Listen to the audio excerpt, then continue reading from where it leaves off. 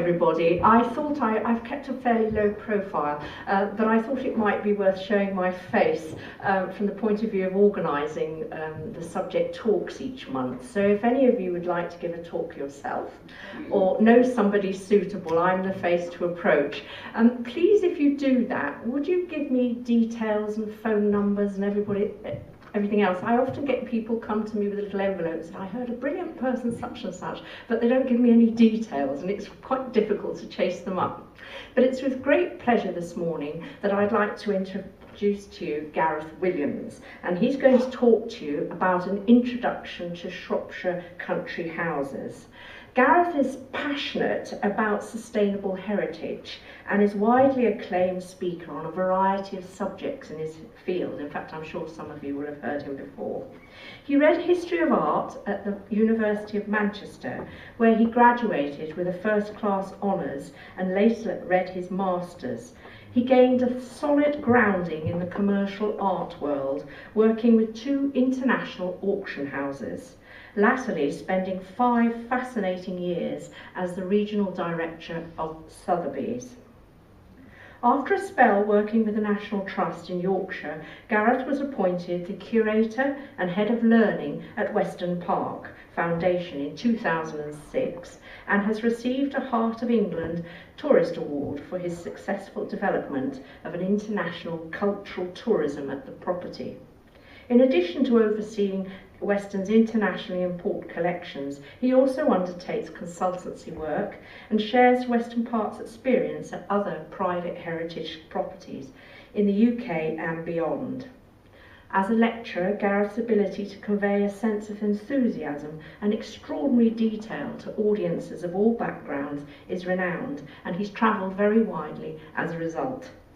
In the United States, he's lectured to audiences such as the Royal Oak Foundation and at Colonial Williamsburg. And whilst in the UK, he's spoken regularly to Art Fund and NADFAS groups. And he's been a guest lecturer at the Attingham Summer School. So I know that we're in for a treat, and we're very grateful for Gareth giving up his time like this, because he's certainly well known on the circuit of lectures. So thank you very much, Gareth, and we look forward to hearing from you.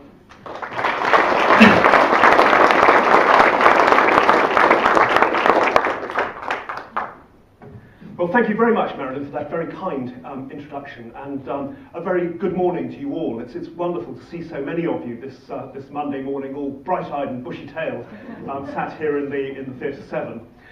There is one conspicuous absence from my talk this morning in terms of houses, which some of you who have been perhaps reading up from Francis Leach's County Seats of Shropshire of 1891, or Stanley Leighton's book of the first decade of the 20th century, where he writes about Shropshire houses. He includes Weston Park in that book, as did Francis Leach. Weston, though, although the family, the Earls of Bradford, had very strong connections with Shropshire, taking their title from the Bradford Hundred of Shropshire, Weston is geographically, in fact, just over the county border into Staffordshire. So I'm being a purist this morning, and I'm not going to make reference to that house beyond saying we would very warmly welcome you, either as individuals or as a group, if you wanted to come across and see the house during our open season. We're now open right through till the beginning of September. And I've left some leaflets outside there. We are a house which is a member property of the Historic Houses Association, so if you're an HHA friend, you get in free of charge. And there's a lot of other HHA properties out there, including some of the big ones like Blenheim, that are also members, so it's something that might be worth thinking about if you're not already a friend. Where Shropshire houses are concerned, though, when we start to think about the geographical area of Shropshire in which we're considering those houses, we're looking at the largest inland county in England. An area which is bounded on the one side by Wales, on the other sides by Cheshire to the north, Staffordshire to the east, and by Herefordshire and Worcestershire to the south. And it's a county which is largely defined by those other neighbours that it has, and also, of course, by the topography of the county itself. The land that we've got in the south of the county being predominantly hill land, and of course in the north, mainly the fertile plains extensively used for dairying. The River Severn, of course, runs across the county, forming its great loop around Shrewsbury, where we are now, and then disappearing out through under Arn Bridge, as it was from the 18th century, down through Bridgnorth and out of the county. Those Welsh borders for Shropshire were very, very important in the development of early houses, and of course some of the early fortified sites, aside from houses, within the county. Underneath the landmass as well, we have not only some of the minerals which were used to build some of the houses, but also minerals which were essential in the development of trade and industry in the county from very early stages right through to the real peak in the so-called Industrial Revolution of the 18th century, where much of the money that was made in Shropshire found its way to some of the landowners who owned the land that had the minerals and who spent that money very wisely, as we might think today, in building great houses upon their estates. There's no Chatsworth in Shropshire, there is no Castle Howard, there's no vast great houses of the type that we think about when we think of the kind of houses that overseas visitors perhaps come to this country for. And one of the other essentials of Shropshire is there are still so many private country houses in the county, which really does make it something of an unknown in terms of the houses that we have. But when we start looking at the individual houses, we realise that actually, if we look at a timeline of Shropshire's houses, we've got some very important houses in terms of the chronology of domestic building in Britain. Stokesay Castle, of course, in the south of the county, a building which followed hot on the heels of Edward I's suppressions of the Welsh. It was a building which leases were acquired in the 1280s by Lawrence de Ludlow, a wool merchant, someone who was making money from trade in the wool industry, which was so important in medieval and Tudor Shropshire. He established himself at Stokesay Castle, which he received a licence to crenellate in 1291. That would have probably marked the completion of much of the work on the building, built from local siltstone in its lower stories, and the Great Hall, which you can see both in the upper slide here to the right of the image there, with those great windows looking out across a moat. Great windows, though, which of course just a generation earlier would not have been a possibility for fear of marauders coming across the borders. It's very much a house which is talking, although it is a crenellated building and effectively a fortified building, it's a building which is talking about peaceful times, and peaceful times which enabled houses to be built more for domestic occupation than for defensive means. Stokesay in the 17th century was the home of Samuel Baldwin, and he was the man who, in the 1670s, altered the castle, building the very picturesque jetted gatehouse and making other alterations to make the house more comfortable in 17th century terms for domestic occupation. From the 17th century, though, for a long period of time, the house was used as a farm. And so it remained up until the early years of the 19th century, when the Shropshire antiquarian, Mrs. Stackhouse-Acton, got quite excited about the state of dereliction that the building was falling into, and she remonstrated quite extensively with its owner, the Earl of Craven, who was an absentee landowner, settled in the south of England and in Warwickshire at Combe Abbey, and she urged him to possibly sell the building.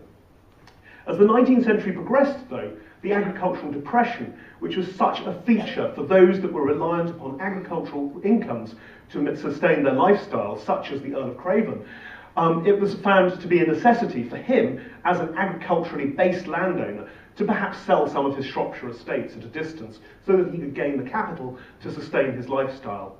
So he sold Stokesay in 1869, and it was acquired by a man who had made money from trade, John Darby Allcroft. He was a Worcester and London glove manufacturer. He was also an early member of the Society for the Protection of Ancient Buildings, and undertook a very sensitive restoration of Stokesay at that time. He acquired with it an extensive agricultural estate, but chose not to develop this as his seat, but when he finally acquired the right site, to build anew about 2 miles further away from Stokesay Castle, with a building that he christened Stokesay Court. This very large house, quite a contrast in many respects, of course, to Stokesay Castle, which remains essentially a medieval house, this is in every sense the self-made Victorian man's palace of its age. It was designed by an architect called Thomas Harris, who was essentially an architectural theorist, who did a lot of publications on architecture, but actually very few buildings were actually constructed to his designs. One very close to Stokesay, Bedston Court, was built for the Ripley family, a family that had made money in the textile industry in Yorkshire. And up in Yorkshire, Milnerfield, a house built for Titus Salt, was another of Thomas Harris's buildings. Stokesay, though, was probably the most expensive of his buildings. It cost over £100,000, a huge sum of money in the 1870s, 1880s. And it's a very interesting building, not only for the lavish use of money in terms of its internal fit, and this is the great central hall, the big circulation space around which most of the big rooms are created, but it also has a very structured definition in terms of the social hierarchies within the house and divisions within society. A bachelor's wing at one end of the house, and at a completely different end of the house, a ladies' wing, maintaining propriety in the way that the house was built. And of course, there's that essential service wing, making sure that the house functioned almost as a machine, like a hotel, looking after its guests in the way that it cares for people.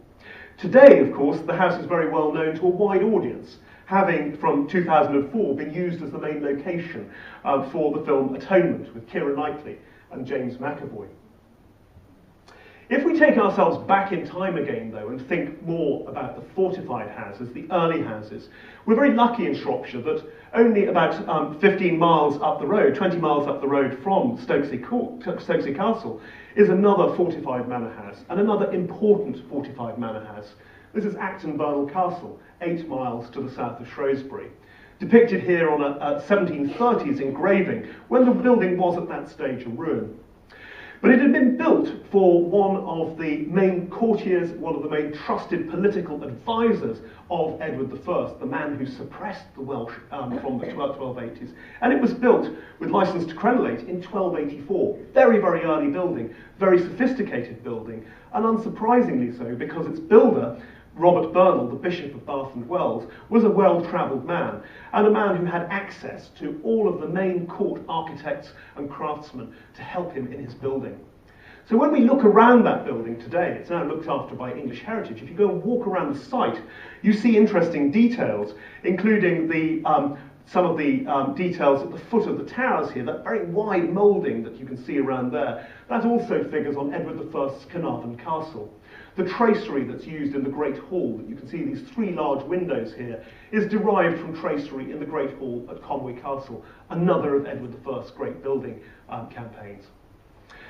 But this particular type of building, sophisticated as it was in the 13th century, was soon to be bypassed for another kind of domestic dwelling, which you can see peeping out to the right-hand side of the slide there. And that's the beginnings of Acton Burnell Hall, the house that's today used by Concord College, and which was in the 17th century the home of the Lee family, and then from the later 17th century of their descendants, the Smythes, later Bruce Smythe family, who developed the house on a consistent basis over the next 200 years. The original house you can see in the lower slide. It's actually the 3 bays with the bay window at the centre there. That's the building which is peeping out in the previous image. And it's a building which was altered for Sir Edward Smythe, the 4th Baronet, in 1753 by William Baker of Audlem, a gentleman architect who had ideas of Rococo style and an early Palladian style, which he was trying to bring into the houses that he worked on. The Smythes were a Catholic family, and this was something which was reflected in some of the architects that they used. In 1814, after the family moved back to the house, they brought in the London Catholic architect John Tasker to rebuild the house for them. And Tasker added on the Ionic portico that you can see in the upper image there, and he also added on a whole bay onto the house that you can see here. Quite different floor levels are going on there compared to the earlier 3-bay block. So quite a transition of the house to make it much more fashionably Greek revival to meet with early 19th century tastes. Around the park at Acton Burnell around the house sorry, at Acton Burnell is a very interesting landscape park as well, which was well depicted in two aquatints of the early years of the 19th century by an artist called Edward Orme. And he depicts not only the house, which you can see in the little inset at the top, and that's before Tasker got to it, so you can see the three bays with a bay window on the side of it. And you can also see Acton Castle up there in the background, hiding away in the trees. The castle by that stage had become an incident in the landscape park, a feature to be admired. And there are, further from the house, two great lakes, Shadwell Lake and the pool, over which you can see are follies peeping out from the trees looking over the lake. Some of those follies still survive. There's a rather handsome little grotto, rather like a stone igloo that you see on the left-hand side there, decorated with shell work, which, unsurprisingly for a Catholic family, is depicting the marriage at Cana, the turning of water into wine and the shell decoration within it. And also the Keeper's Lodge, which I show you on the right-hand side there, or Black Dick's Tower as it's sometimes known, it's now known as the Sham Castle.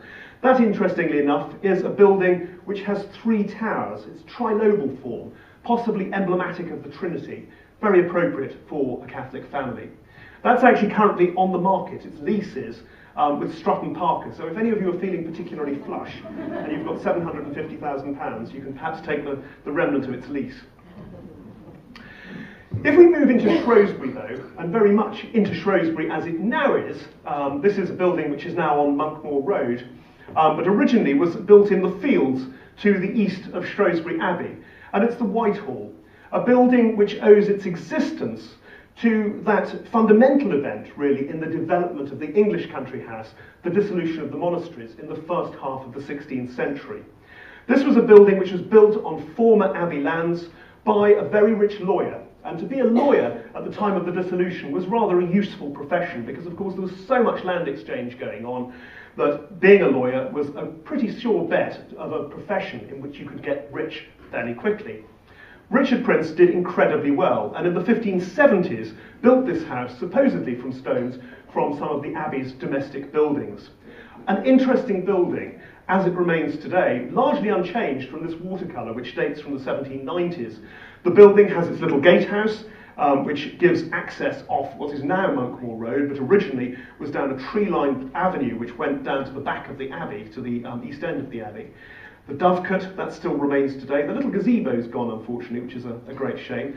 But the building itself is of great interest because it is the earliest dated example in Britain of a double-pile house. When I say a double-pile house, I mean a house which is not one room's thickness, but 2 rooms in thickness, which was something which, after the early Tudor period, when houses tended to be possibly C-shaped or E-shaped, but of 1 room's thickness, the 17th century ushered in a period where double pile was de rigueur, effectively, and this is the very earliest dated house of that kind.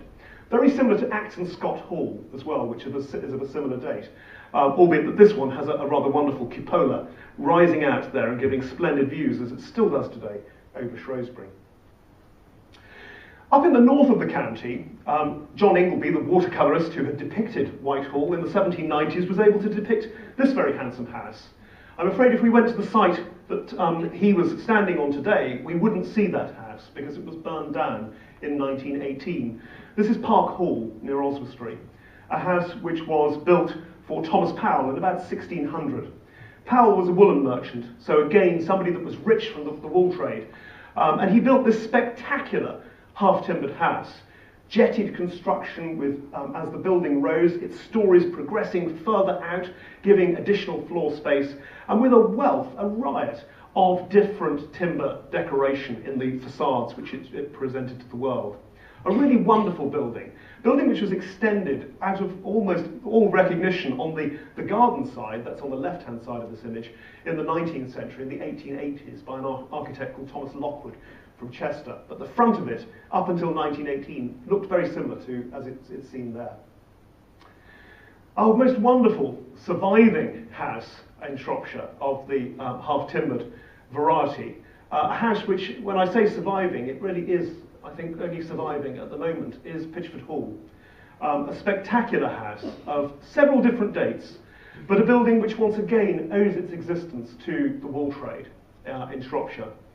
The west wing of the house, which you can just see here out of shot, this is a late 19th century photograph, so apologies for the fact that it's a little bit blurry, but the west wing here, you can see it's a very regular timber-framed construction with verticals and a very definite horizontal there. That's known as close studding construction of a house. And that's the earliest part of the building, which is thought to date from the 15th century, when Thomas Otley, draper of Shrewsbury, bought the house. His grandson, Adam Otley, in the 1540s, added on, it seems, the other wing here and this other additional stroke to make the great C-shaped courtyard. This is very interesting because we know that in 1549, John Sandford of Shrewsbury, who was a carpenter, very much of the Shrewsbury school of carpentry, who delighted in buildings that had a jetted construction projecting out, who delighted in buildings with barley twist columns on the corners of the building, and inset decorative quatrefoil motifs cut into the beams, something that you'll see in Shrewsbury on, in fact, the Draper's Hall. You'll see it on other buildings around the town of this date, and it's very much attributed to the Sandford family. John Sandford, in 1549, took a lease of the premises at Pitchford so that that house could be built. So he's pretty much definitely associated with the building. As we see Pitchford today, and in this late 19th century photograph though, it is very much a restoration from the late 19th century. These windows, which you see here, the casement windows, are restorations done by George Devey, a Victorian architect, working for Lady Louisa Coates, the owner of the house, in the late 19th century. In the early 19th century, if we'd seen the house, we would have seen it looking like this. And this is rather an amusing watercolour, which is from a book by Joseph Nash, a romantic book full of pictures of mansions of England in the olden time. And so he shows this Tudor party here on the bridge. What he forgets to work on in terms of airbrushing out, or a little bit of change with his pencil, are the windows, which are in fact Georgian sash windows from the 18th century, rather incongruous on a building that he's otherwise trying to depict as this wonderful Tudor house. But indeed, until George Devey did his restoration in the 19th century, the house had these Georgian sash windows put on for the then Adam Otley in the 18th century, when Shrewsbury architect Thomas Farnells Pritchard was working on the house for him. Pritchard's work at Pitchford also included some rather wonderful plaster decoration in the treehouse, which is still to be seen in the grounds of the house, settled in the boughs of an enormous great lime tree in the garden. It's a building which probably dates from the first half of the 17th century, possibly the 1620s, 1630s. We know that in Shropshire, from an estate map that survives, at Dot Hill, which was to the north of Wellington, there were a pair of similar arbours in trees in the grounds of that house. So that seems to be a date for the tree house at Pitchford. The house at Pitchford, though, of course, was very sadly sold in 1992 by the eventual descendants of the Otleys, and was bought by an overseas buyer who has never been resident in the house, and the building is not looking in a very happy state of repair. Hopefully things will be addressed soon. Up in the north of the county, though, in the 16th century, there were some quite exciting things going on in terms of building for the Corbett family there. The Corbetts, a family who are said to have come over as two brothers with William the Conqueror into Shropshire and to have gained great lands in the county, have a huge landholding in North Shropshire, even still to this day. And one of the families had married in the 14th century the heiress of the Torret family, or Torre family, who lived at Morton, near Shawbury. The estate there took their name as Morton Corbett. Their castle, remnants of which you can see here to the left-hand side of this picture, was developed over a long period of time, essentially a medieval site, but one which was developed for different successive members of the family. Sir Andrew Corbett, in the early years of the 16th century, was involved with the Council of the Welsh Marches, and so he effected quite a considerable rebuilding of some of the structures around the older buildings. His son, though, Robert, was greatly interested in architecture. He had involved himself in a diplomatic career, he had travelled abroad, and he's said to have been delighted with the buildings that he saw in Italy. And so came back and created this extraordinary wing of the castle as the intended, seemingly the intended beginnings of a new house on the site.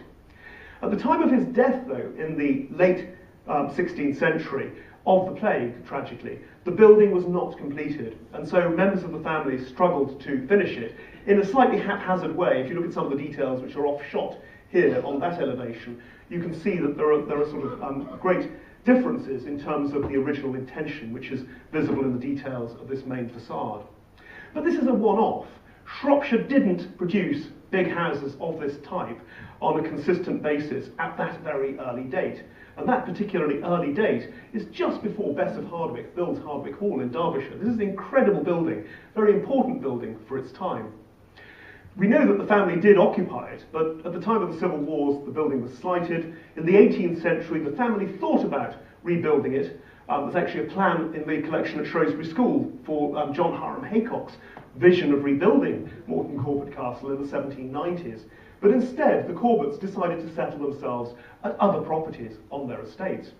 We've heard about the Shrewsbury Players play that's forthcoming at Acton Reynold Hall, and if you want to go and see that play, you'll also get a rather good appreciation of Acton Reynold Hall, which I show you in this photograph here. Acton Reynold is essentially an early 17th century house built for the Corbetts at the time, it seems, when they gave up living at Morton Corbett Castle. But it's a building that they worked on in successive generations, as with so many of our country houses. We know in the late 18th century, the then Corbett had chimney pieces made for it by John Hiram Haycock. He also did quite a large-scale rebuilding of the house at that time. The Haycocks were very sensitive to the building, though, and it's very difficult to actually decipher their work from the genuine 17th century. And again, John Hiram Haycock's son, Edward Haycock, went and worked on the house in the 1840s, and then there was a later building work on the house by an architect called G.H. Birch, who was at one time the curator of the Sir John Soanes Museum in London. He worked on the house in the 1890s in a very much an arts and crafts style. So it's a house that's had a lot of reworking over the different years. Another interesting house, a very early 17th century date, existed just outside of Basschurch, and that was Baraton Old Hall, a house which in its form of a very large open C shape with towers at the corners with these wonderful pyramid roofs at the top of them. It was a house which took its cue from Old Wimbledon House in London, a long-lost mansion, but a very influential mansion which had been built by members of the Cecil family and which had those same towers at the corners. In the latter 17th century, following the Civil Wars, when the Hunt family acquired the estate, the Hunts effected quite a considerable rebuilding. They almost certainly put the pitched roof on it, this hipped roof, which runs around the house, as you can see it in this 19th century engraving of the building. But unfortunately, the Hunts, as time progressed, gained in their wealth from minerals and also from the sugar trade, because they had plantations over in the East Indies, so of course were involved in the slave trade as well as a result of their dealings over there. And so in the middle years of the 19th century, they decided to demolish half of this building, which survives only in fragmentary form today as Baraton Old Hall. And they built themselves a new house on a higher site within the Deer Park at Baraton in the 1850s to the designs of a Sheffield architect, Waitman, Goldie and Hadfield. It's a very uncompromising Victorian house. One might even be tempted to describe it as institutional. And in fact, when one realises a little bit more about the history of the house and its occupation, its use, it does have very much an institutional look about it. The family only lived there for one generation. After that one generation, the house became a private lunatic asylum. And it then became a borstal, a reform school, and then eventually it came into the hands of PGL, the Children's Activity Centre, and it's in that use that the house survives today. But it is an extraordinary building. It survives with many of its service areas intact because the family had not been living there, they'd not been wealthy enough to continually change it, and because it was serving a purpose during war years when it might otherwise have been altered or even demolished, it's retained its plan extraordinarily well. Not the prettiest of our county houses, though. A much prettier house in the Tudor style, though, is the picture that I'm showing you here. It's a painting by William Linton, and it shows Hardwick Grange, which was a house that stood until the 1930s, just to the north of Hadnall. Hardwick Grange was built by a Chester architect, Thomas Harrison of Chester, an architect who did a lot of work in the Greek Revival style in Chester, He did the Grosvenor Bridge there, he did the Skirton Bridge in Lancaster, and occasionally he had little forays into the Tudor style, and Hardwick Grange was one of those. His other house, which was on another estate associated with the same family of his client here, was the Citadel at Hawkston, built as a dower house for the Hill family at Hawkston. And this house was built for Rowland Hill. Rowland Hill, Viscount Hill, as he became, of Hawkstone and Almarez. And it was the home of the general of Wellington's general, Rowland Hill. He's commemorated in the church at Hagnall as being not only a great soldier, but also a great farmer. And he created a number of little small holdings on the estate at Hardwick, some of which can still be seen on the left-hand side heading north on the A49. But his house at Hardwick was a rather charming one.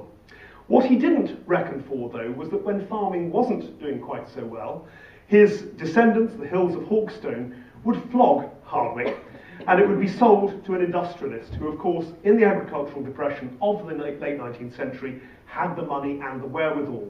And so it was sold to the Bibby family, a Liverpool shipping and agricultural feed family, who had an enormous amount of wealth to throw at the house, and they doubled its size, building on to the original villa, which you can see on the right-hand side here, with this colossal great extension to the designs of an architect called C.J. Ferguson from Carlisle.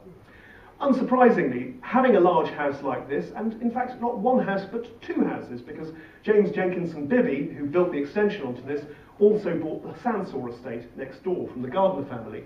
So in the 30s, when money was slightly tighter, they decided to demolish this house, albeit that the estate is still owned by the same family who today live at Sansor, the main house. Now, we've made reference to the Hills of Hawkstone, and here indeed is Hawkston Hall, their family home to the north of Shrewsbury. A complex building. Although it appears to be all of a Georgian date, there are several successive generations of Hill family at work on the building there. And in fact, the Hills bought Hawkstone back in 1549. The first Protestant Lord Mayor of London, Sir Rowland Hill, who still sits in restored form on the top of his column in the park at Hawkston, was the purchaser of the estate.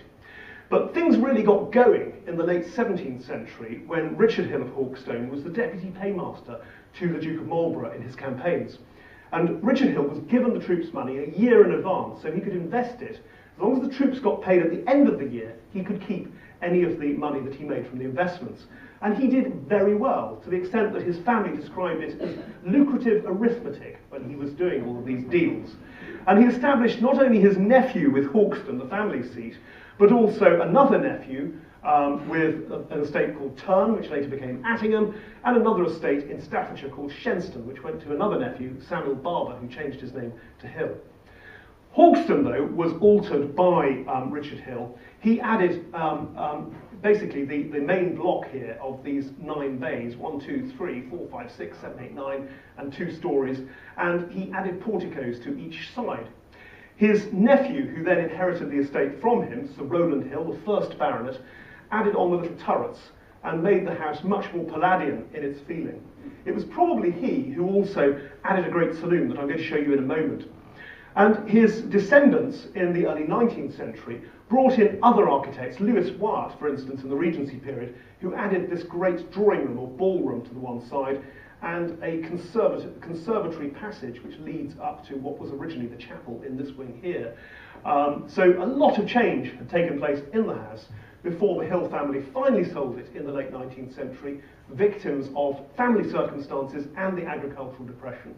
And it went through 2 different private hands before being bought by the Order of Redemptorists, the Catholic order, which are currently, in fact, marketing the house for sale. So again, if you're feeling flush, if you've got, in this case, £5 million, Hawkstone could be yours. And with Hawkstone, you'd get this rather wonderful saloon, almost certainly the most important room within the house, a great room of the middle years of the 18th century, probably designed by Henry Flitcroft for the family, with allegorical paintings set into plasterwork, and on the wall that is facing the chimney piece, so it's off-shot on our right, there is a great painting which shows the siege of Namur, great siege, part of the battles associated with Marlborough, in which Richard Hill of Hawkstone was paymaster, and he's depicted in that picture. Over on the east side of the county used to stand a rather interesting building. and there are only fragmentary remains there. Many of us go and visit this particular house without even realising it. We go through it on, in my case, a daily basis, because the M54 motorway runs straight through its site.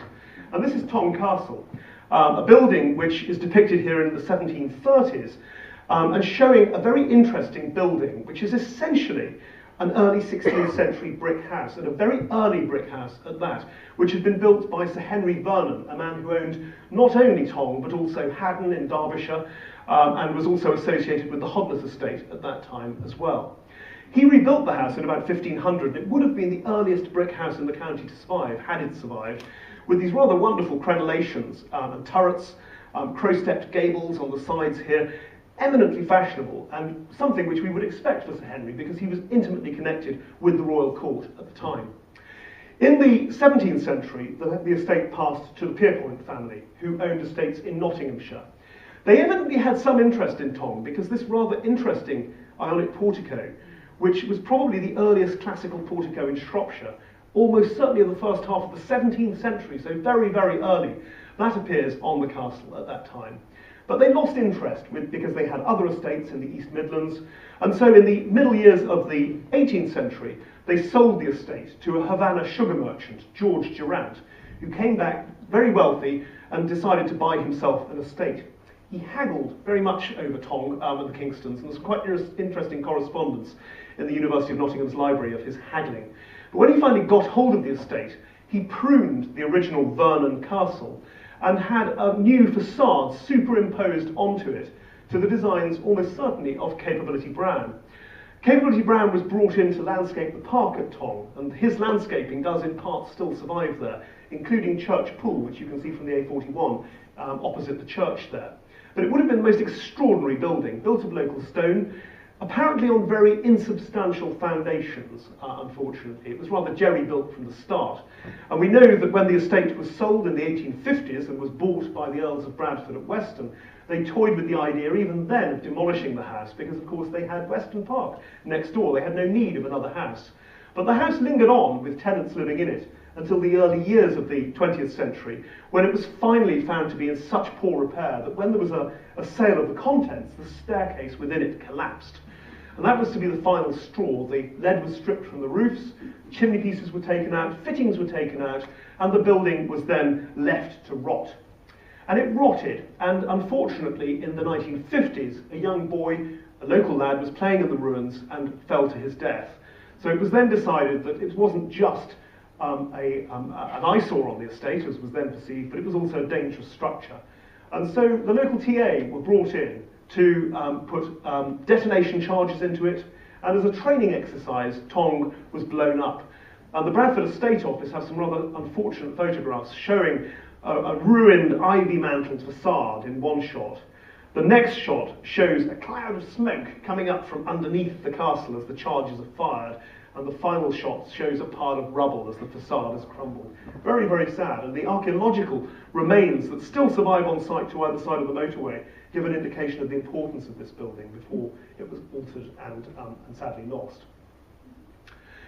On a happier note, though, a house which did, in the 1980s, go through a bit of a wobble period where it was questioned as to whether or not it would indeed survive. It was on English Heritage's Buildings at Risk register, and that's Cund Hall near Shrewsbury, which has happily been restored and is now once again lived in as a family home. This is a very important house for Shropshire because it was built in 1703 as really the start of a series of Baroque houses in Shropshire of a certain type. These very tall brick houses with stone dressings on them, which have very much a great sort of air of Dutch canal houses and of European architecture, which are finding their way into the English countryside. It's an important house because it was built by the Cresset family, who had, in the 16th century, built themselves quite an important brick house, an early brick house, at Upton Cresset, near Bridge North. But having acquired estates near Shrewsbury, they decided to go closer to the county town with the building of Upton Cresset Hall, designed for them by the surveyor of the Marylebone estate of the Dukes of Portland, a man called John Prince. And John Prince's elevation survives, a drawing which shows the house, shows it with a very lofty mansard roof rising up above that parapet there, very much a Dutch-influenced building. The mansard roof's gone. The house has been altered over different generations, most recently really in the early 20th century when the McCorquodale family lived there. And they probably employed the very fashionable decorators Lenigans to make a lot of changes to the interior. What survives within from the 18th century, though, is a spectacular staircase, which is a so-called flying staircase, because one of the flights actually flies up between the lower and the upper flight without actually touching a wall. So there's no cantilevering into the wall. It's solely supported on those other flights, almost certainly with iron structure, which of course would have been readily available in Shropshire in the 18th century. But Cwn's style finds its way throughout the county. And one of the families who are great propagators of that Baroque style are the Smith family, a family of masons and architects who originated in Warwick. They'd worked for the great British architect James Gibbs, and they've really imbibed his style of building. And this particular house, which dates from the first decades of the 18th century, was almost certainly built by the Smiths of Warwick. This is Acton Round Hall, which was originally built as an heir-in-waiting's house for the owners of the later owners of the Aldenham estate nearby. It was built for Whitmore Acton, who later became Sir Whitmore Acton on his father's death when he moved into the big house at Aldenham. But it's thought that his aunt had quite a play in the building of this building, and he was possibly building it with the intention that she would remain there, almost as a sort of dower house. His aunt Hester was the widow of a London merchant, a very rich woman in her own right, and it seems that she almost certainly paid for a lot of the construction of the building. But because this was a secondary house on another estate, it was very little altered. It wasn't the showplace that the family wanted to entertain their guests in, to show them how innovative they were in terms of architectural style. So it survives remarkably unaltered. And now, with some rather wonderful gardens around it that the present owners, the Kennedy family, have created there. Perhaps the most spectacular of the Smith of Warwick associated houses in Shropshire, though, is located near Clivery Mortimer, and that's Morley Hall, a house which was built for a Catholic family, the Blunt family, Sir Edward Blunt, the 4th Baronet, who had the house built on what was essentially the estate belonging to Soddington Manor in Worcestershire. But he, rather conveniently for us, crossed the county border and built this spectacular house at that position. It's a house where it's almost certain that the owner's own influences were thrown into it in its building. Every one of those facades of the house, as you walk around it, is completely different. And it borrows architectural references from known Italian buildings that Sir Edward would almost certainly have seen on his grand tour. When you go inside Morley, though, you get the real treatment. It's a spectacular display of the very finest craftsmanship of the early years of the 18th century. And unsurprisingly, because some of the best craftsmen of the time were employed on its building. We know that the joiners, Thomas Eberall, Edward Poynton, were employed, who also worked with Smith of Warwick on other houses that he worked on. And also Francesco Vasali, a plasterer who had worked in England at Hagley Hall in Worcestershire. He was brought to do this extraordinary plasterwork that you can see on the walls of the staircase there. The staircase itself is the most amazing piece of joinery. The handrail, serpentine, undulating, following the flights, and then meeting at the bottom, just off shot on the right-hand image there, with a great serpent's head and a little ivory ball in its mouth. Wonderful details to it. It really is spectacular. Close to us here, though, if we followed the River Severn upstream, and on our right-hand side, we would find ourselves looking at the site of this house here. This is Berwick House, a house which was rebuilt in probably about 1731 for Thomas Powys, who had bought the estate of Berwick in 1728. And this Ingleby watercolour of the late 18th century shows the facade of the Smith of Warwick house that he built at Berwick. Very quiet and actually quite modest-sized house. Rather charming view. The little temple in the background there you can just see on the left-hand side, and the man with his dog by the hayricks there. Berwick, though, was sold by the Powys family in the 1870s. In 1875, it was bought by James Watson, who was an MP for Shrewsbury. He was a manufacturer from Birmingham, and he brought in a Birmingham architect, Osborne and Redding, to rebuild the house, as should be suitable for a Member of Parliament and a country gent who has made his fortune in the Black Country. So the quiet Smith of Warwick house, which had been there with its little parapet and facades, was sort of Italified with an Italianate look, with balustrading put upon the roof, the pilasters decorated, terraced gardens in front of it, and if we look at Berwick from above, we realise that that once little quiet house has become something of the Georgian oyster caught up, the Georgian pearl caught up in a big Victorian oyster. There is that Smith of Warwick facade with that hipped roof, and here around the back, the drawing rooms and the dining room of the house all added on to cater for large Victorian households that James Watson would have had within the house there. Up near Oswestry, the Smiths of Warwick were also busy at this house here, known in this engraving as Porkington. We today know the site as Bragunton. It was the home of the Owen family, who even in the late 17th century had started building in a classical style with this pedimented range that you can see on the right-hand side.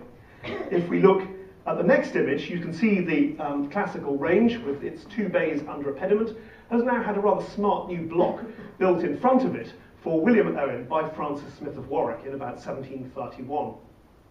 Bragunton, though, was a house that never stopped growing. And so in the early years of the 19th century, the heiress of the house, Mary Jane Ormsby, having married an Irishman, William Gore, added on to the house, had the house rendered in Roman cement, and a great portico built on by Benjamin Gummo, a Rhuaban architect, with a Code stone coat of arms in the pediment up there. Code stone being the same material that poor old Lord Hill on his column is also made from. It's a ceramic material which can be used for architectural detailing. The house, though, had an additional wing added on the north side in the 1870s for J.R. Ormsby Gore, who later became the first Lord Harlech.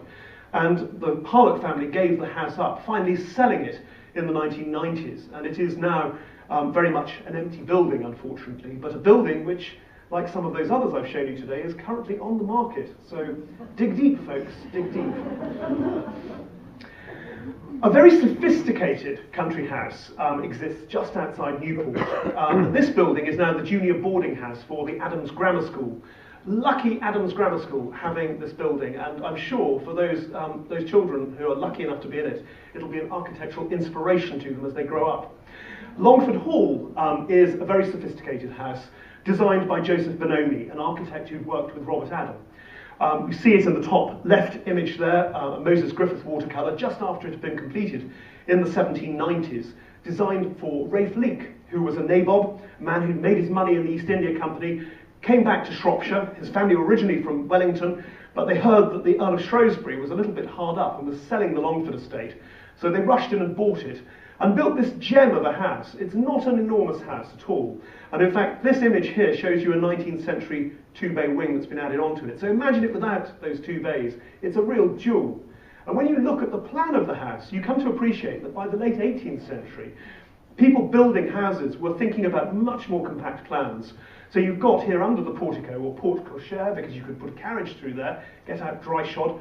You've got a vestibule, a staircase rising up in a single flight, a drawing room, dining room, breakfast room, dressing room and study, and then a butler's pantry. So there you've got the service wing stretching off. It's not a huge house, it's a very, very manageable building.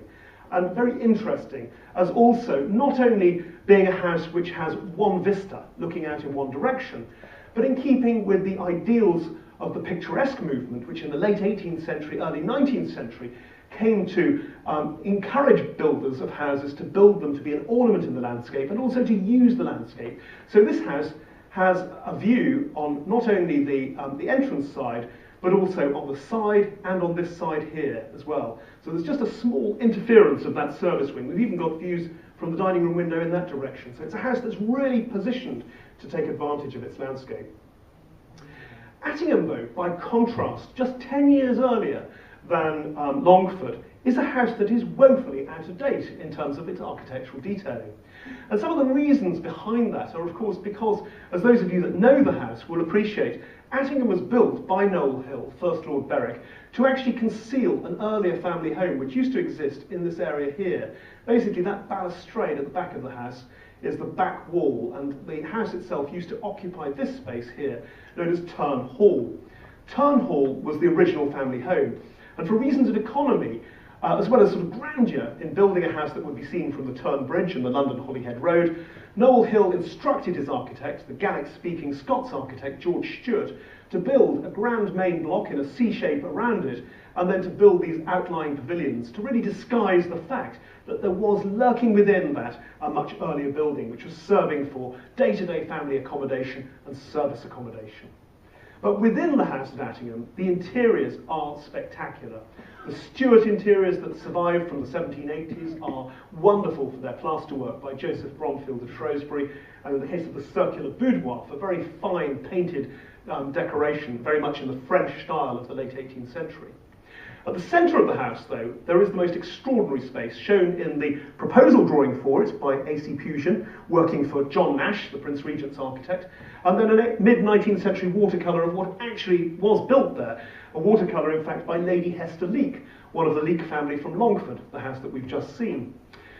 Nash was brought in by the second Lord Berwick to create a vast picture gallery for the display of paintings that he brought back on his grand tour.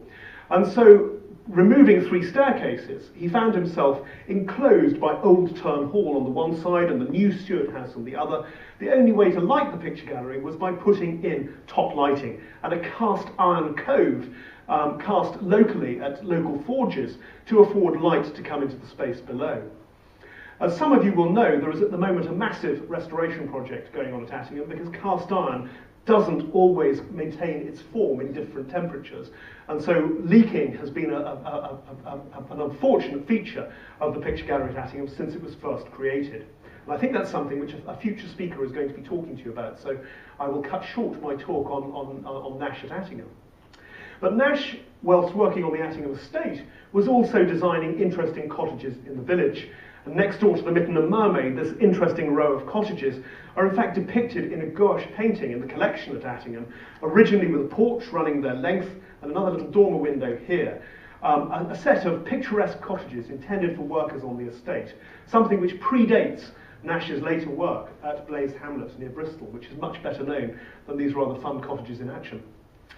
Also on the Attingham estate, built for the second Lord Berwick, or more correctly for his steward, Francis Walford, John Nash was maintained as architect, designing Cronk Hill, as a splendidly interesting building, which was in fact added on to an existing earlier timber-framed farmhouse that survives in the wing that's on the left here. It's a building which is truly picturesque, intended to be an incident within the landscape and to involve the landscape in all the views from the rooms for entertaining around the ground floor. But it's interesting because it's the earliest building of its kind in the Italianate style in Britain. Its design was exhibited at the Royal Academy in 1802 by John Nash, originally in fact for a longer main block. He curtailed the size of that in execution. But he created a building derived from the paintings that Lord Berwick would have presumably brought back in his baggage, or if not paintings, copies of paintings, by Claude Lorraine and Poussin. Buildings of a Quattrocento style, like a Tuscan farmhouse with a round tower, possibly originally for defence, but here used to create something that's of visual interest within the landscape. The round tower, though, is purely ornamental. That chimney stack there, in fact, should be on the other side of the tower, but the flue winds its way around to find its way out through there, so that the chimney stack doesn't disturb the line of the building and its conical roof. It's a wonderful piece of stage scenery, effectively. Nash was very good at stage scenery, and only 2 miles away from Cronk Hill, for an ancient established family, the Burtons of Longner, who had been living on their estate there for over 450 years, he was commissioned to replace their genuine Tudor manor house with a Tudor Gothic style house. Originally, Nash's first design to the Burtons was for a castellated building, but the landscape gardener Humphrey Repton, who was also working at Longner at the same time, something of an unfortunate thing, because Repton and Nash, who'd at one stage been in partnership, were by that stage bitter enemies. And so the red book that Repton produced for his designs of the park, of which I show you the plan here below, this was a red Morocco-bound book showing designs of the landscape. In the red book, he rails against Nash and says, you know, this dreadful man, well, he didn't say this dreadful man, he says this architect that you have chosen. He never refers to him by name, but calls him this architect. But makes a lot of references to the house, because Nash wanted to build it further to the west than the original site of the house, which you can see here. and Repton uses the Red Book to justify keeping the old house's site, saying that the house should be a manor house where the lord of the soil lives amongst his tenants. Quite a political statement at that time, because England was still at war with France when this house was built. It was part of the Napoleonic Wars of the time. So money and building of great country houses was thought to be something that you should do very carefully, because in England we didn't want a revolution as they'd had in France, and there were genuine fears that this was something that could happen. So Repton, in the Red Book, urges Nash and his client to build economically, and indeed that was what happened with the house as built. There's a wonderful correspondence that exists in the collection along the hall between the architect and the patron. And this is one of Nash's letters from his home at East Cowes Castle on the Isle of Wight, referring to the stained glass window that Betton and Evans were going to produce for the staircase, and details of the staircase balustrade, rather charming little incidental on the drawing. Not far from Longner, just about a mile and a half to the north, used to stand this house that I'm showing you here. This is Moses Griffith's watercolour, showing Sundorne House, as it then was, the home of the Corbett family in the 1790s. It was an early 18th century house that the Corbetts had engaged the architect Robert Milne to alter with bay windows that were added onto the front in the 1770s. But it was an ancient estate. The Corbetts had inherited it from the Kinnistons. They in turn had ultimately inherited from the Barkers. The Barkers had been the owners of Hormond Abbey after the dissolution, and they lived in some of the domestic ranges at Hormond Abbey. So it had within its park this romantic ruin of the Abbey.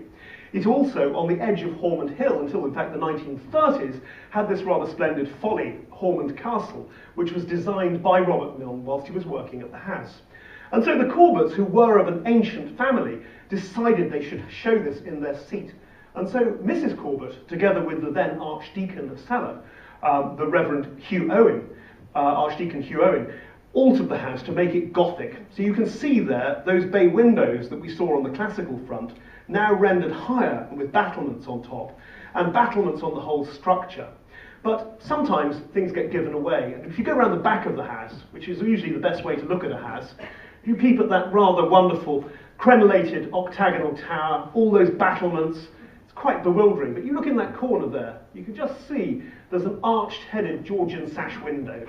So they weren't quite so thorough as they perhaps should have been. Sadly though, that photograph, which is top right on the screen, was a National Monuments Record photograph taken in the 1950s, just prior to the demolition of the majority of the castle. Great shame. Parts of the building, including the little chapel, still survive, and the gatehouse there, are waiting a new life.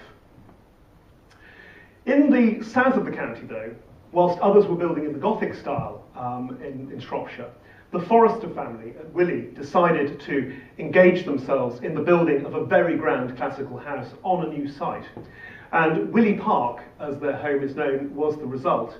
This spectacular building on a very romantic site overlooking a chain of pools was built for the family in 1813 to 1820, using the services of Lewis Wyatt, an architect who'd also worked for the Hills at Hawkston, but who at that time, critically, was the labourer and trust at Carlton House, the Prince Regent's house in London. So he was a very good name to conjure with.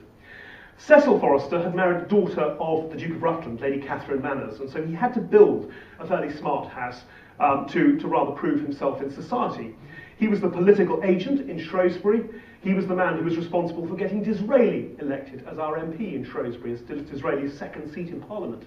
And he built this very, very grand house, which at the time that it was built was thought to be one of the most expensive houses built in Britain.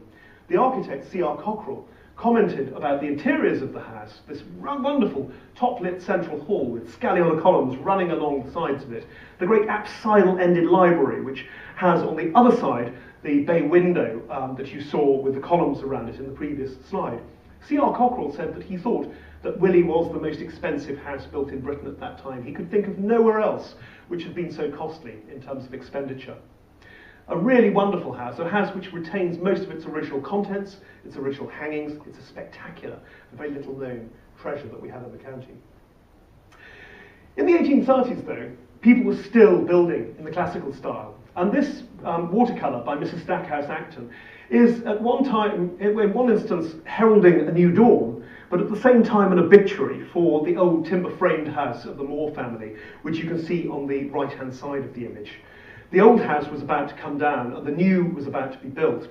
The new being built for the Reverend Robert Norgrave Pemberton, the rector of Church Stretton, designed by Edward Haycock of Shrewsbury. It overlooks a rather wonderful garden, and this temple, designed by George Stewart, the architect of Attingham, built in the 1770s as a memorial to one of the Moore family. There is the house today. It's a house which, in fact, is currently being worked on by the current owners, who, the father of whom made a lot of alterations to the house in the 1960s, when the original entrance, which you can see here, underneath that great portico, there was originally a little stubby pair of columns which led into an entrance hall that still survives, its original chimney piece, and steps which originally led right up into the centre of the house. That was all got rid of in the 60s as a part of a process of making the house at that time more livable. They also demolished a wing of the house, but the son of that alterer, who now lives there with his wife, has currently got the builders in, and they're building a colonnade to replace the wing which was demolished with Greek Doric columns to link up to a surviving pavilion and to make a number of other changes to the house, including the restoration of the giant dining room in the house, which had previously in the 60s been divided into kitchen and dining room. So there's a lot of changes taking place there even now. This house, Oakley Park, near Ludlow, is a very important classical house and a very interesting house because it was built over various different dates. It was an estate that was bought by Clive of India and one of several in Shropshire that he acquired along with Walcott. And it was a house which in his grandson's time, the Honourable Robert Henry Clive, was reworked again on 2 occasions using the architect C.R. Cockerell. Cockerell and Robert Henry Clive were both founder members of the Travellers' Club in Pall Mall, interested in travelling, interested in archaeology, and so they took an earlier Georgian building and very subtly altered it on the entrance front, in fact giving it 2 porticos with columns which have direct references to Delian Doric columns on ancient Greek sites. But what's really exciting about the house is when you go inside and you go through a circular entrance hall and into this great staircase hall at the heart of the house, where most of the details are direct references to current archaeology at that time. The columns derived from the Temple of Apollo at Bassai, and other architectural details, that great frieze over the columns there, the columns supporting the gallery, derived from the Temple of the Winds at Athens. It's a fascinating house. Fascinating as well for the art collection, which includes Benjamin West's great painting up here of Clive of India receiving the Diwani, a painting originally intended for Claremont, Clive's house in Surrey, and a picture that was so big that when the house was being designed, C.R. Cockerell had to sweep back the rail of the balustrade there to accommodate the picture at the upper level. Within the house, though, there's other interesting rooms that survive from an earlier period. The drawing room now was originally the dining room, and it's got plaster decoration by Joseph Bromfield, probably done originally for the first Lord Clive, Robert Henry Clive's father. And in the library of the house, there is a direct Indian reference with the chimney piece, which is made of an extraordinary green marble with lotus leaf columns. That was something that provoked a great correspondence between the client and the architect, because the Greek revival-focused architect didn't like the idea of that. He thought it was terribly impure to include it within the house. Not far from Oakley is Downton Hall. We might not have a Downton Abbey in Shropshire, but we have a Downton Hall, and a very splendid one it is too. This is a house which, in the early 18th century, in the 1730s, as I show you the elevation here, was originally built for Redenhall Pierce. He built this rather splendid east-facing front. His son then came along and altered the house. The original front that he had designed, you've just seen up here. Son William Pierce Hall came along and turned the house round and built bay windows onto the side, and this then became the entrance front. The house in later generations, when it was inherited by the Hall's descendants, the Rouse-Boughtons, they turned the house round again. And so Edward Haycock of Shrewsbury in the 1820s created this wonderful portico and then Pantheon-like entrance hall, you can see there, dining room and a conservatory, the very fashionable early 19th century concept for the house to have. The result of all that is you've got an incredibly interesting set of interiors. This is the saloon, which was built for William Pierce Hall by Thomas Farnes Pritchard of Shrewsbury. You've got a really special chimney piece there with all sorts of different coloured marbles in it. Plaster work framing the paintings and on the ceiling up there. If we zoom in, you can see the detail of some of the plaster work. It's really spectacular. wonderful sense of animation going on with it. That's the elevation that Thomas Fowles Pritchard did for the entrance front, which was actually unexecuted. But ever resourceful, as architects tend to be, Thomas Fowles Pritchard took that drawing into Ludlow and managed to persuade Somerset Davies to adopt it for his rather smart house on Broad Street. So if you're going down Broad Street to the Broadgate there, it's the very fine house on the left-hand side on your way down. So it was recycled, effectively, in its use. This is the drawing room at Downton. The chimney piece there, that's a detail of it, showing a boar hunt. That chimney piece figures in Thomas Fowles Pritchard's Book of Drawings, which is now in the Architectural Library in Washington, DC. And that's the Pantheon entrance hall at Downton, which Haycock designed. In the late 19th century, though, when the estate at Downton was owned by the Rasboutons, many of the traditional landowners in the county, as I've already mentioned, who were agriculturally reliant, found themselves in a position that their land incomes from agriculture were insufficient to sustain their lifestyle, and so they would surreptitiously sell portions of the outlying estates. The Earls of Powys did that with an outlying portion of their Montford estates, which were ultimately, in part, bought by Mrs. Rebecca Derby of the Derby family from Coalbrookdale. She'd been born a Quaker, she turned church, she lived with her, she was a widow, she lived with her brothers, the Christie family, the Christie Towling family, who were great collectors, and she built, to the designs of Richard Norman Shaw, the rather wonderful Adcote, now of course a girls' school to the northwest of Shrewsbury, and a building which incorporates interesting elements of earlier architecture, details which might be derived from even perhaps the Whitehall, those triple gables, or Benthall Hall has been suggested by John Newman in his revision of Pevsner. But it's a superb house, these great little incidental details like the half timbering peeping out there on the elevation which faces the entrance.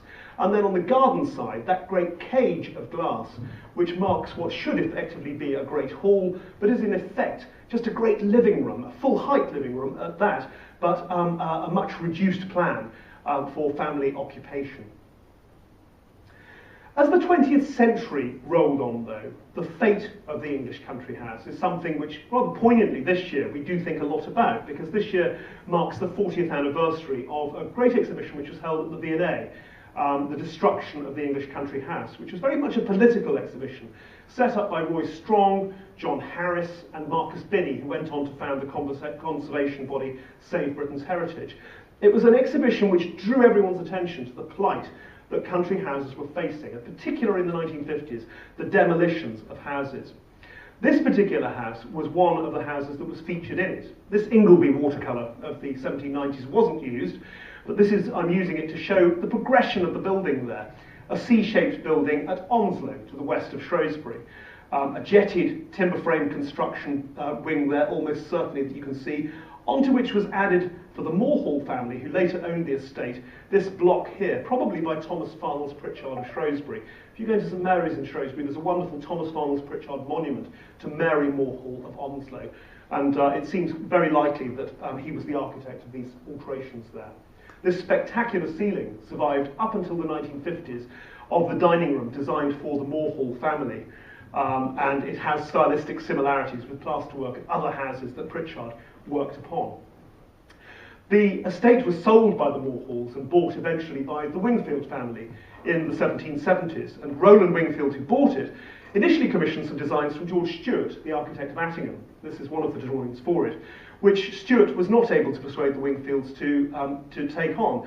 But he, rather like Pritchard, as we saw at Downton, sold this drawing on to Joshua Blakeway, and Lithwood Hall at Baston Hill was based on that same design when that was eventually built, another house which is sadly mostly no longer there. Onslow, though, was rebuilt in 1820, eventually, for Rowland Wingfield's son, Colonel John Wingfield, designed by Edward Haycock of Shrewsbury, uncompromising Greek Doric portico that you see here. But a very sad photograph, because in 1955, the family, having moved out of the house for a girls' school in the Second World War, decided they would not be able to move back. Increased taxation, the cost of staff, building licenses, all sorts of problems thrown at the country house owner. And so they decided reluctantly that they would demolish their family home. And these very, very emotional photographs really show the house in its final stages. You can see men on the roof stripping the lead. You can see the imperial staircase stacked up, ready to go on the lawn there. All the windows have gone, glazing bars out of the windows, there'd been a demolition sale, it was all disappearing. A very, very sad picture, but it wasn't the end. The family decided to build a new house on the site, but the house that they built in 1960 was a house that the then owner, Charles Wingfield, decided was going to be the house to withstand the 20th century. It was a house that would require minimal maintenance. It was brick, it had an aluminium roof, and it had crystal window frames. It wouldn't have won a beauty contest, but it did do its job, and it saw the family through his generation. After his death, his son and successor and his wife decided that the time had perhaps come to improve the view so far as people coming up the drive was concerned, and also to improve the way in which the house functioned, because the rooms in the 1960s house were very cramped, and they had paintings and furniture, and in fact chimney pieces from the Haycock house in that house. So the Wingfields took the very bold step of getting consent for the demolition of the 60s house, which didn't, strangely enough, take too much persuading. But the difficulty was, of course, getting planning consent to build something else in a countryside site. Thankfully, though, when John Gummer was the Environment Secretary, he brought in PPG 7 legislation, which enables exceptional houses to be built on sites where they would not normally be considered. And this is one such example with the new house at Onslow Park, which was designed by Craig Hamilton, an architect who's done work for the Prince of Wales, who's now clocking up awards at a rate of knots on every building that he works on. So we're very lucky that he has been involved in this project in Shropshire, designing a new house there, taking some of the best bits of the old house in terms of the interior, and creating something that is very much livable from the family's 21st century point of view. It's a house which is a 21st century evocation of some of the Palladio's Veneto villas, with a little bit of Schinkel, the German classical architect, thrown in, and a house which has, unsurprisingly, as a bold new gesture, won an award for Craig Hamilton with the Georgian Group last year. So the English country house in Shropshire is very much a living tradition. Thank you very much.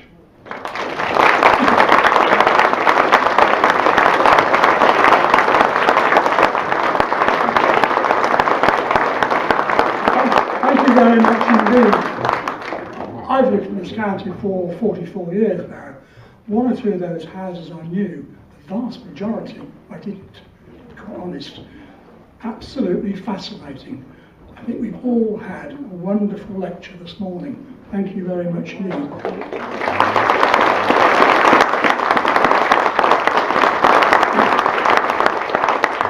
I'm aware of time getting on. Are there any questions to our speaker?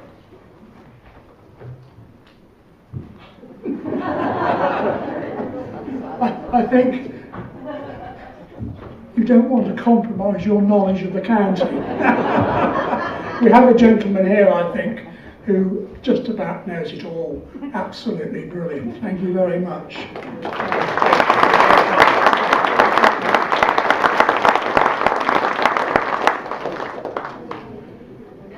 And we look forward to seeing you all next month. And the talk is about Her Majesty.